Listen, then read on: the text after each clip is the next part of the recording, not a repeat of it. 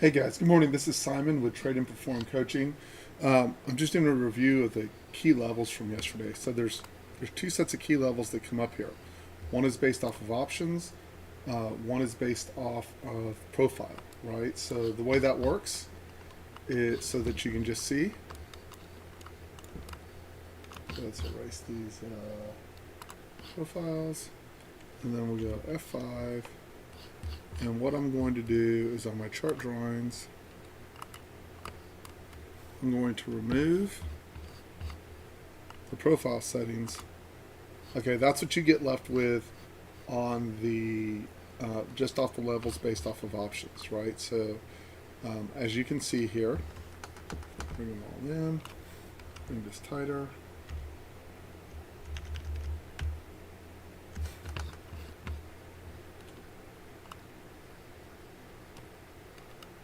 Okay, so these option levels are going to act as two areas, both as magnets and as potential support resistance. But obviously, they're not perfect. Hence, why we have the why we have the why we have the algo to help us get entry with a superior entry and a superior exit, right? So we don't just buy the zones nakedly. So then you come back in and you add back the support resistance zones like this. And now we can review them. Okay, so the orange lines are prior days highs or prior days lows that have been untested, right? And then you can see where the rest of the white zones are. So as we open this up,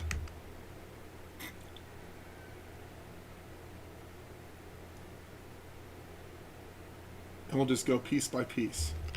So number one, we had a big gap. Big gaps of more than 1% are hard to trade in NQ to begin with, and in ES for that matter. They just leave large gaps. You don't know if they're going to buy and go, balance, or in this case, fall in yesterday. So the first sign that we were going to have problems was the open drive lower right out of the gate. There was a support level right here. We opened up, we fell straight through it, right? The blue line is the first 5-minute high, the first 5-minute low, and you can see over here once we established underneath that 5-minute low, even though we responded off of what was an options level back to the upside, we simply could not get back into and hold the IB low, and we continued to roll lower. Since you can see that they clearly tried to hold that 24.13, they just couldn't. Finally fell apart, fell, attracted towards 23.76, responsive buyers, and then we got sellers on the backside test, right? Once we were underneath 23.76, it went to the next support resistance level, which was the prior day low at 23.2750, right? So as you're going through, right? So what do I expect at a prior day's low? Usually I expect an attempt at a responsive buying or responsive selling. The reason we enter in the room on the second bar is the stop is smaller on the second bar, right? This stop is 10 points. This stop is 18 points. Even if it requires 2 shots, the number of times that only require 1 shot are significantly lower. We get below prior day's low, purple bar algo, stuffed, lift bar, and then what's your target? Back to the 23.76 would be your first target, back to the upside. If you were looking for trend day down, which would have been acceptable at this point, you're below IB, right? You clearly have an impulse move to the downside. Your purple bar, stuffed, and then your entry is the second bar down, the confirmation that the market's paying attention to the algo, 10-point stop, and what's your immediate target? Back to 23.27, right?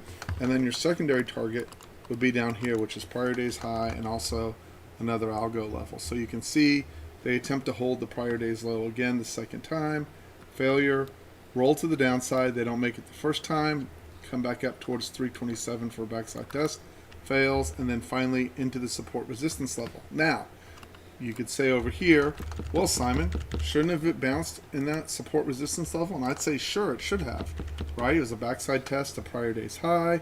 You would expect buyers. Notice there's no second lift bar. So, nor is there an algo setup. The algo setup would have come off this pink bar down.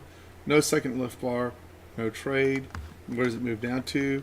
This is this whole area, this 2206 down to 2173 is a zone, right? So you will see here, touch the zone, purple bar stuffed, lift bar, 2 bars up, so you got all your risk off the trade, and then it failed, came back in for another test. So you would have said, there's a diamond. Had that been a lift bar, would have been another valid entry. There wasn't one there. Pink dot stuffed, diamond, pink lift bar. What's your target? 2252. You get the first, obviously you got scale 1 and scale 2, and you made it to 2252, right? The levels are put out beforehand. And then same thing here. I would have gone, oh, well, maybe we reject here, but notice, no second bar down, no entry. Here's your arrow up, stuffed. There's your second bar in. That's your roll to the downside for a retest. And notice, scale 1 and 2 get taken off, so all your risk is off. You only have 10 points of risk. Comes back up. Again, off the apex on the 4th channel. Diamond, arrow down, purple bar is your entry, 10-point stop. You're trying to get back into 2206 if you're pressing here. We're already down a lot, so you're just looking for your scale. And then you can see each of these out of this gray zone, right? No trade here, purple bar stuffed, your entry's here. You got 1 scale, pink bar stuffed, your entry's here. You got stopped. If you're looking for the trade for the continuation to the downside. Now for me, right, the other way to look at that is we came into profile support, went supernova. The other way to look at it is, hey, I'm looking for the long out of here. And if you're looking for the long out of here, what you're looking for is the purple bar stuffed.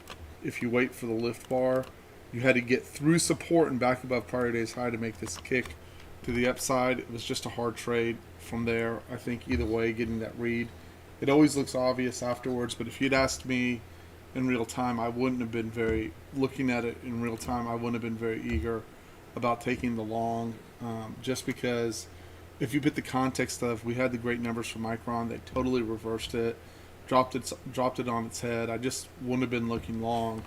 And then you'll see over here as we come in towards 11 o'clock, divergent bar stuffed, purple bar down, 10-point stop, roll to the downside, back into support where they attempt to hold it. I'm not going to go through every single trade. And then we can just watch as the rest of the day played out, back into support. All you got was arrow up. You didn't have a stuff over here on the left. All you got was an arrow up out of support with a pink dot. Second bar would have been your entry if you were looking for long, 10-point stop again. I think that was relatively a difficult stop. Now that we flipped up like this, what I would have wanted on this flip up would have been one more push back in the late afternoon to get me set up for a long. Once we got up here, I would have gone like, okay, that second time, trap back above, look for the push to the upside. And now you can see how it went back to the target of 2375 before it finally rolled down. They just got the shorts trapped in there. And then you can see how they handled all those levels overnight, right? So the next part of this review that we're going to go to is we'll look at the ES levels really quick. So these are my ES levels yesterday. These are just the options. And you can see ES holds its levels a lot better, a lot. There's just more volume on it, so if you'll see I marked off each level, right? If we extend it here, I'll extend all of these so you can see them.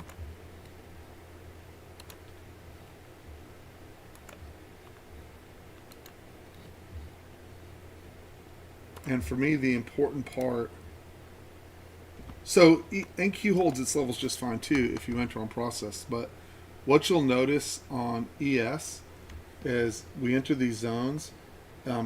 So when we're strong, it just taps the top of these and goes. But it tends to like to hold the zones. And obviously with that lens to the idea of, hey, I can just kind of add in as this pushes the zones with some type of reasonable stop. I think you should look for the lift bar personally. So what that would look like in ES is as you come in, your entry is this lift bar, and it shouldn't get past this stop, right? So this would be your entry, this would be your entry, this would be your entry. And really what I'm looking for is the entry and the immediate lift out. Like I don't want to stick around very long on these trades, right? So this would be a stop. This would be your entry. Now, if I were going to fine tune that even further on ES, guys, the way I would do that would be I would look for my lift bar to be the pink bar or the purple bar on the short with a 1 bar stop. Why? Because on a 5 tick bar, right, so let's use the stop instead of the loss as the example. That's 93.50 to 92.25. Literally, a 2-point stop, right, can yield you 93.50 to 06 with a 2 point. So your RR is phenomenal on that. I would make sure on my second bar that I either have an arrow or a pink bar, no matter how I'm trading this. And I will be attempting to implement this in my own trading today, but I will be looking for the pink bar with a 1 bar stop. Right now, realize if it gets choppy on that lift bar, I'm going to get a lot of 2-point stops, but I can take a lot of 2-point stops and still make plenty of money in ES, especially when we have the range. And you'll see there'll be stops. So this would be stop, this would be entry, entry, entry, entry, and stop, right?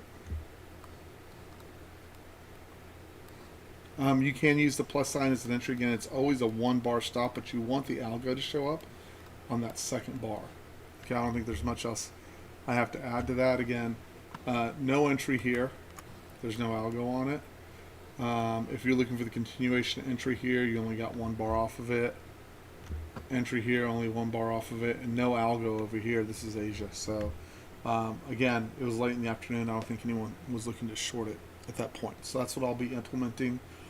So now let's go reset the levels and look at the profile real quick since we're doing the preview, right? Just to get our heads in the right place. So first we'll go do this, and we can see on the profile, so this is overnight. And you can see from the overnight, for the most part, right, so this was the overnight trend up. You can see that we're still holding the prior day's high, and even though we've attempted several times underneath 2271, we've been unable to hold. So that 2271 obviously is still important. So what we're going to do is we're going to copy that, move it,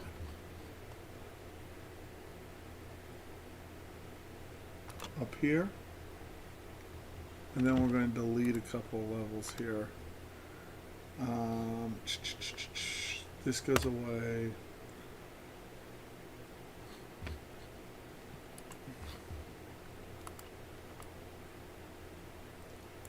One of the things is the market doesn't like to leave a Globex high untested. It can, it just doesn't like to do it, so we'll mark that off in red. So that's an untested Globex high.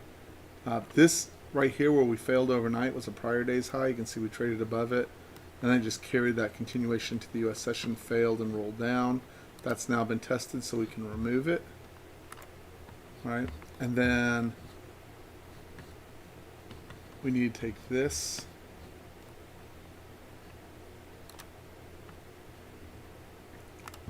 move it to yesterday's low, almost to tweezer's bottom. They missed by a few inches, or double bottom, however you want to describe it. And then this, right, so that we remember today, we're just going to turn that into a dash, right? So that's just simply the high from the 25th. We have to hold below 2071. It's not even necessarily a zone. It's just an area we have to hold, and you'll see there was single prints in this area that we came down and we attempted to hold the first time. Usually that'll get a response. It didn't yesterday. It blasted straight through it, which is fine. That happens. So we're going to erase the single prints, right? And then we're going to bring this all together so we can see where the holes are. So the first thing that I notice in this chart is we have two areas of single prints. The most important is this area back here, and that's from 20, 40, 40, 75 all the way up to 25, 20 basically. And the front and the back of that, I'm a little off there, but that right at that area is exactly where we expect rejection out of the front of that area, and then I would also expect rejection from the back of that area. A weaker or lesser level would be this area right in here. Why is it lesser? Because it's not an end cap, even though you can see it is a single print and it held it all overnight. And then when I look down here, this zone is gone, right? And this is now a prior day's low. It switches to the color orange.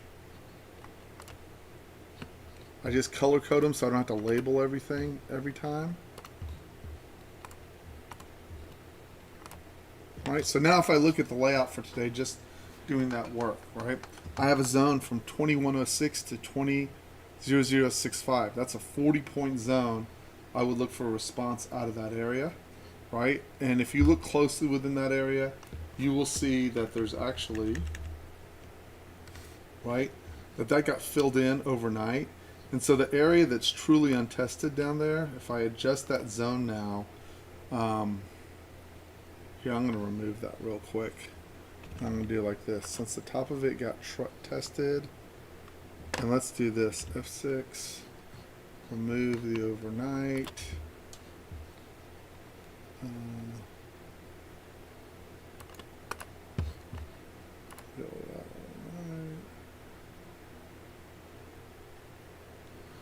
Okay, so there's prior day's low, and what you can see is if you bring the date in from the 24th and collapse that you would end up with single prints all the way down at the bottom. Oh, I know I have. This whole 2065 to 2197, this whole area, is poorly auctioned with the single prints being down at the bottom.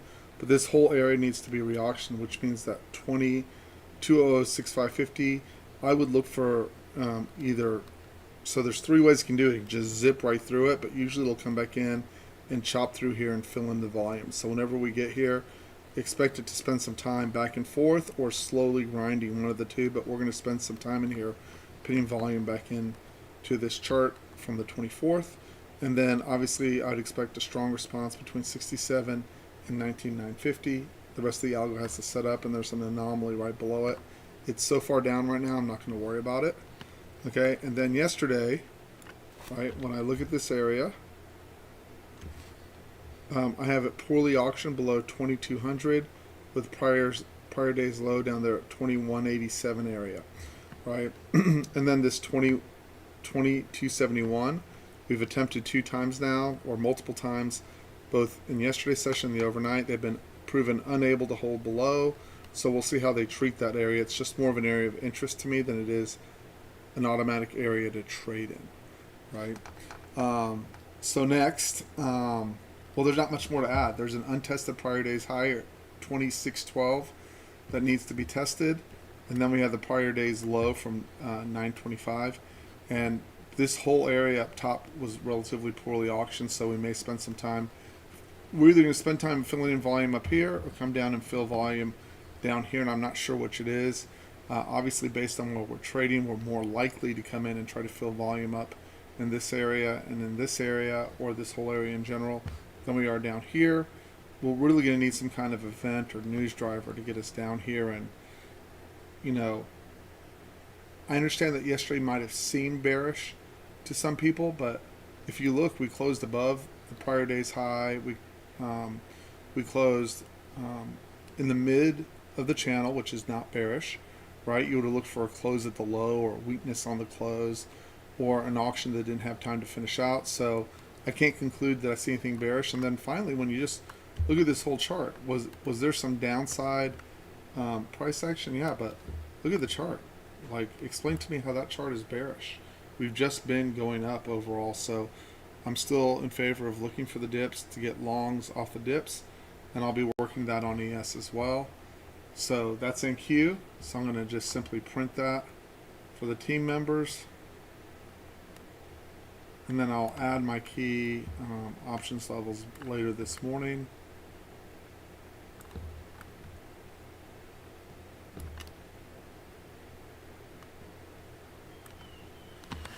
So let's see if I can, let's see, here we go, snipping tool, let's just get this done.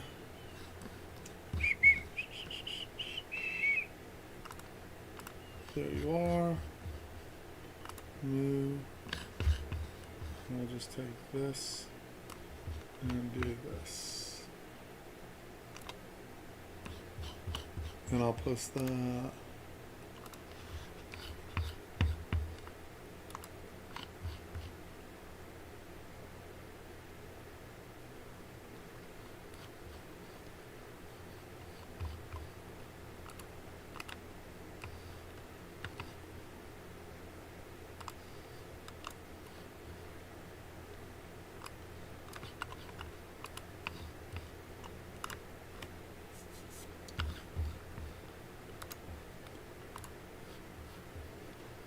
And guys, that is, let's see, NQ.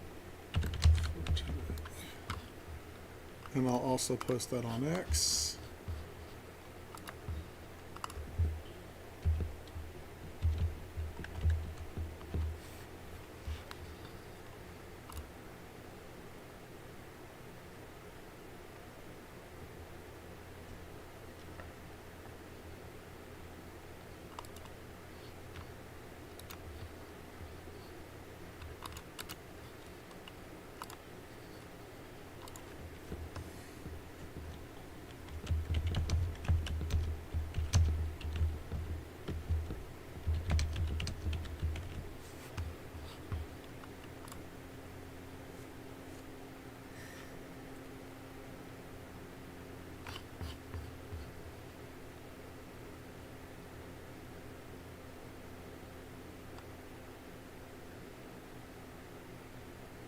Okay, and let's go do ES really quick.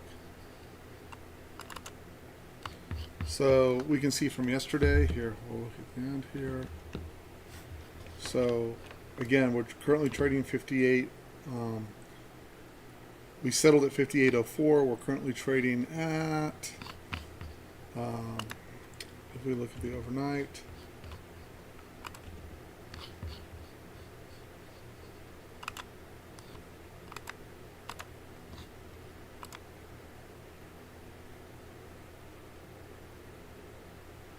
so you can see we're balancing inside.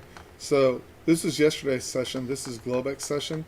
You can see, so you naturally want to go, well, look, we just didn't extend anything from the overnight, but we're still not trading inside the high of the 25th, right? So just to remind you, it's the 27th, right? And we're still not trading inside of this. So that tells you, hey, buyers have overall control of this thing. You're going to need to really bust at least, I would say, the 25th, right? That's where we pushed out from. All it did was re-auction, came back to a gap fill, and settled back up high. It's a weird market, right? This constant balance that we're in, and then buy all night, and then we came in and sold so hard, but there's still no downside pressure. If you're grandma and grandpa looking at your statements, you're like, okay, no big deal, right? So let's just go move the chairs on the Titanic here a little bit. So clearly you have to trade below 57.99, right?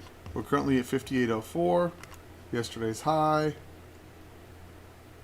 right? We left some untested over here, so we'll mark that off in red. Market does not like to leave that. It can, but they generally don't like to leave that untested outside of RTH. It'll come back in and finish it up. You could find exhaustion there.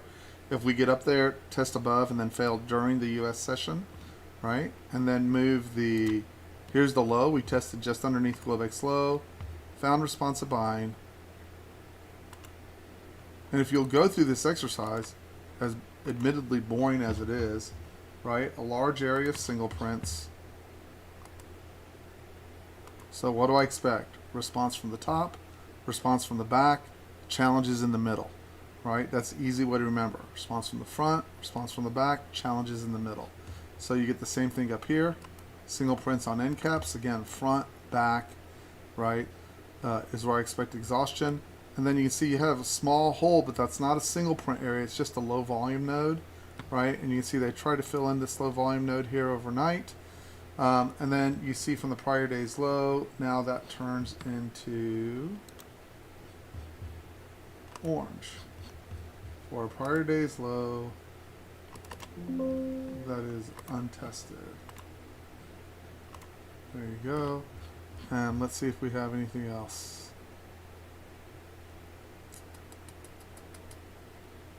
I don't. There's a small single print down here, but you're at prior days low. You're going to expect a response anyways. And then you have this large single print right below it and a prior days low. So that kind of lays out the target for the day. This is attainable.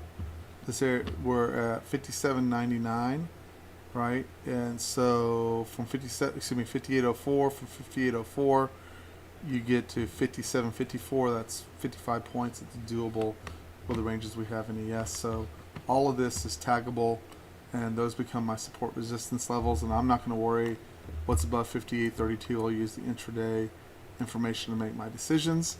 So then I take this, I'm going to print it for my members, and I'll post it on Twitter as well, and then I'll add my options levels later this morning. So that's what it looks like.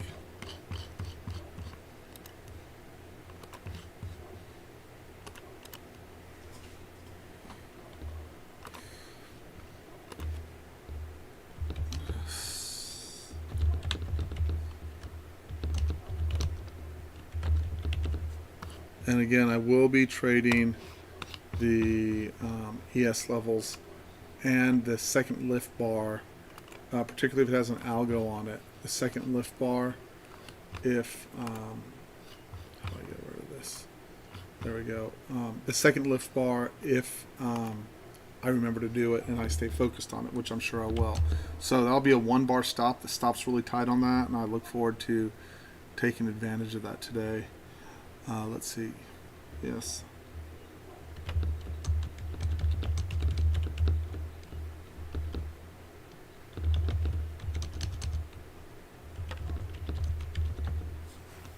Okay. And that's my 2 cents, guys. That's all I got. So, anyways, I'll add in the room the other levels that I have, and then I'll post those at the end of the day, and we'll combine them, and I'll do another trade review. Trade wisely, stay on process, use the lift bars as your entry instead of simply the reversal bar, protect your P&L, and maximize your trades when the market's favorable to you, and play defense when it's not. Have a great day, guys. Talk to you all later.